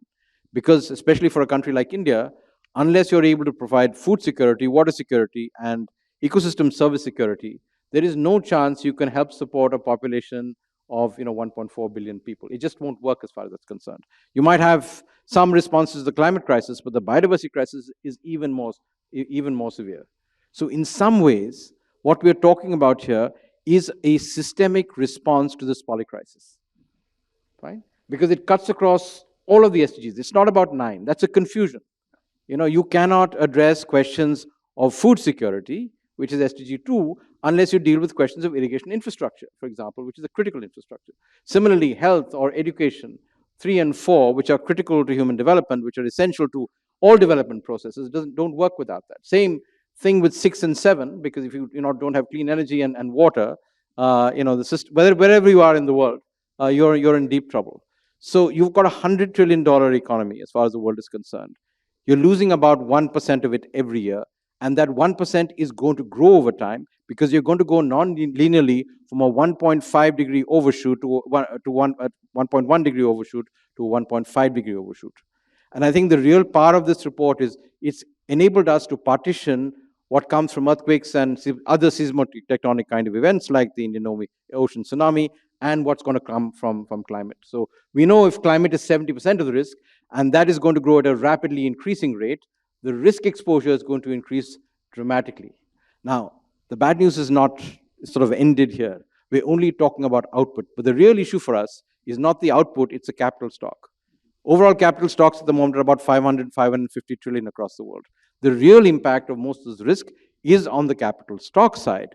And the challenge is, whether it's buildings or infrastructure, whether it's social or otherwise, as soon as you have a drawdown on the capital stock, it impacts your ability to grow, to deal with development, and the multiplier impacts of that are very, very significant. So we don't even have, that's why I said your 1% loss is a first order estimate.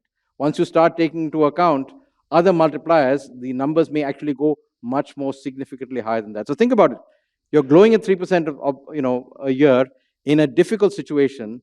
Most LMICs, certainly LDCs, and thankfully CDRI supporting the SIDS are growing at much lower levels than that because of the impact that's there.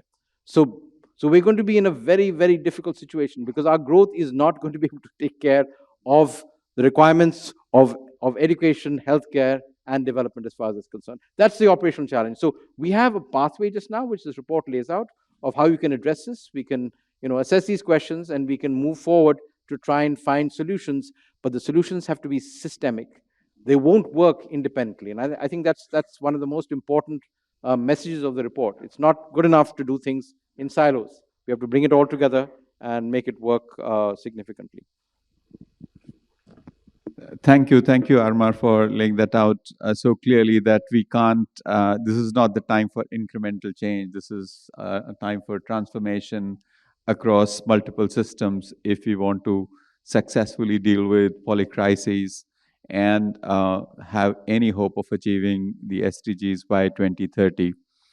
You mentioned Kunming, Montreal. Sometimes I think that we talk a lot about Paris, but not enough about Kunming, Montreal and nature-based solutions.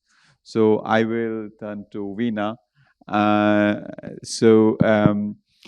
As a co-chair of the Coalition for Disaster Resilient Infrastructure and also a key knowledge partner in the production of this report, through USAID, the report drew a lot on the experience of US Forest Service, and it really makes a very cogent case for investment in nature-based solutions. USAID has, through its development work, also been promoting this across the world as well. So any reflections on how we turn almost the rhetoric of nature-based solutions into how we do things on the ground? Veena, over to you. Sure, thank you, Kamal. It's a pleasure to be here, and I want to congratulate CDRI on this occasion. This is an amazing milestone and such a high-quality product. Thank you to everyone involved. And the U.S. is thrilled to have been able to contribute, especially on the chapter of nature-based solutions. This is a priority for our government from the president on down. This has been inculcated. I think even one of the examples we saw was from Washington, D.C. So maybe New York could learn from some of these solutions, but let's not beat up on New Yorkers. What I think with nature-based solutions is it's really a sea change in how we're thinking about infrastructure. We're so used to working kind of to protect against nature and looking at, oh, how long will this last? But this is really now looking at how do we coexist with nature? How do we harness the power of nature in ways that will make our lives more productive, and also recognize that interdependence, that we are dependent on nature and nature is clearly dependent on us, and our livelihoods are all interrelated. So I think disseminating these ideas is really important, and so I think this report is really going to help advance that conversation.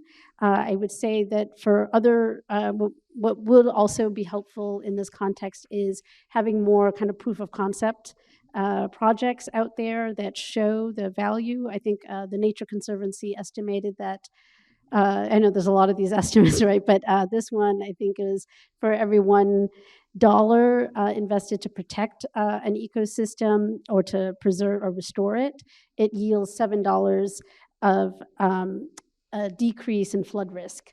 And so how do we show that, right? And how do we create more examples? That's one study, but are there, like the DC example or others, how do we show that this really has an economic benefit?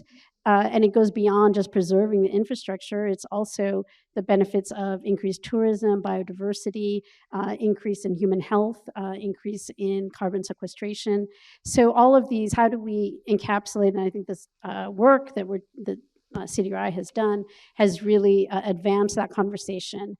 I'll just say that FEMA, obviously, U.S. Forest Service was very involved in the report, but in terms of overall advancing, this has been a whole of government approach of advancing nature-based solutions.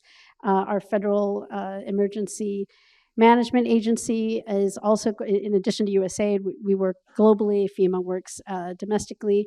Has really looked at partnerships, and this partnership we have here is a great example. But it's also looking at communities and how do communities benefit. How do we start from the community? And I think by their nature, nature-based solutions tend to be more community-oriented. And so how do we make sure that communities are responsible, accountable, and receive the benefits and a part of the design, right? And part of the implementation, and maximizing benefit and really designing for a future. And so looking at it from a future-centric approach of what are the types of disasters that are going to come about, that the report is providing us a lot of data and a lot of tools that will be helpful in that. So I'm looking forward to seeing more nature-based solutions out there, more examples of things that work. So for not only for the rest of the world, but also for the US to learn from. Thank you. Thank you. Thank you very much, Veena, for those remarks. I think it's really important that we strengthen the evidence base for nature-based solutions and do a more rigorous job of counting its benefits, not just benefits in terms of reduced losses, but increased opportunities. We have unfortunately run out of time, but before we close, I would like to give the floor to Andrew. I will ask him a question, which is that, so Andrew, on the back of this report, there will be a data platform which will go online sometime towards the end of November, which will enable countries, other entities to do their own analytics. I don't know whether the report is the byproduct or the data platform is the byproduct, whichever way you choose to look at it. But if you were to give one central message to national governments and even subnational governments in terms of improving the analytics, but also applying the analytics for decision-making in infrastructure investment, making resilient infrastructure, what would that central message be?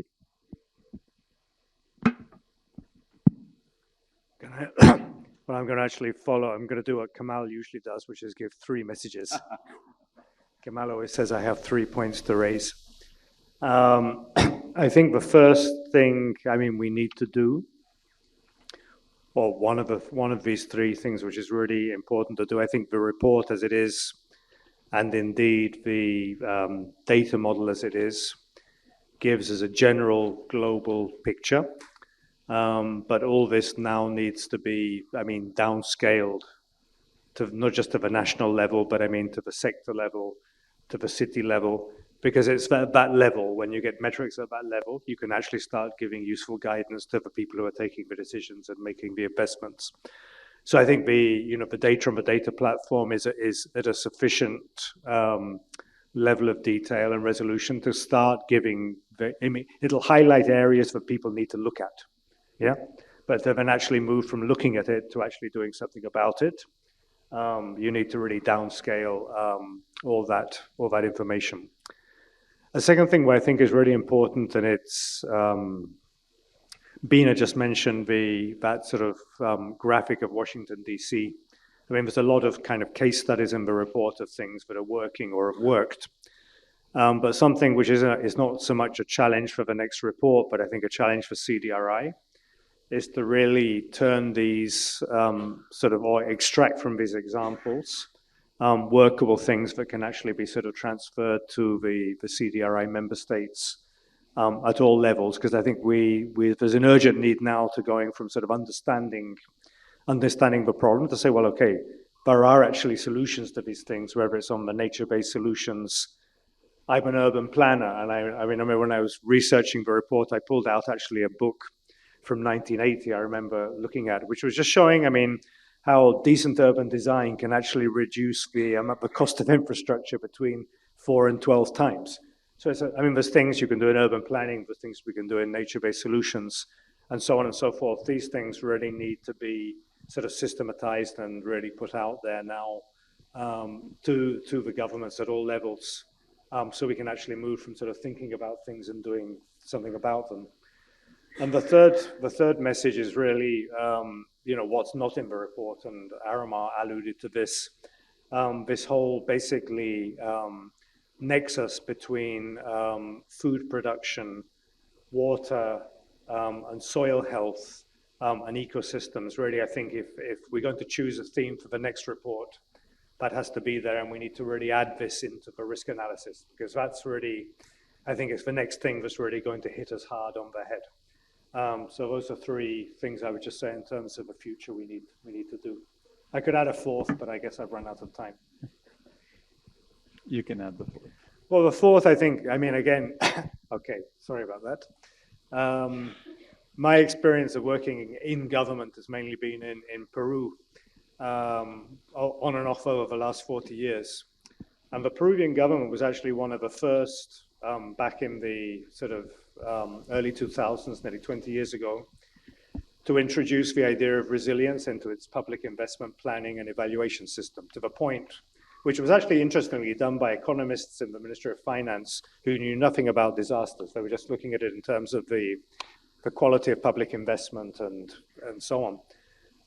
And a really, I would say, advanced law was passed, which basically made it very, very difficult for the finance ministry to write a check to any sector or to a local government if a proper risk analysis hadn't been done, first of all, on the investment. But the thing never really worked, or never, I mean, where it broke down was just in terms of local capacities.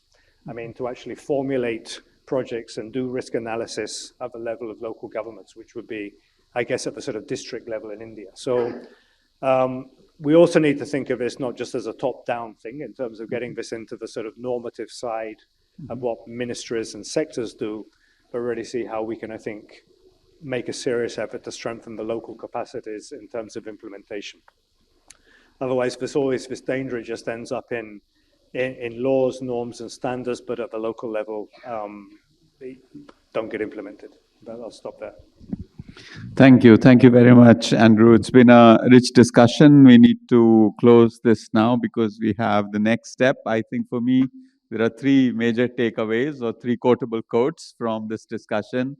What Arumar said, that time for incremental change is gone. It's time for transformation. We have to work across Paris, Kunming, Montreal, and the other frameworks look at multiple polycrises, he uses the term, and it really, if you want to address this and achieve SDGs, transform, incremental progress is not going to be enough. And what the second point, Veena made very clearly that nature-based solutions, sometimes it seems that we are perhaps undercounting their benefits. We need to look at all dimensions. And finally, what Ami said in terms of making data on risk and resilience a public good so that it is available, understandable, actionable, and usable. Thank you very much. It's been wonderful. There is a lot of work before all of us. Thank you.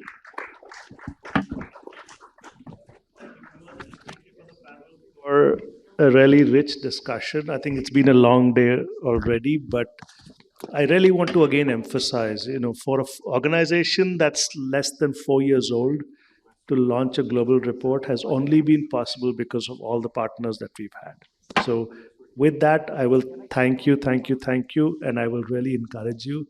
It's heavy reading, but not a very difficult read. So please do make an effort to look at it. Thank you very much, everybody.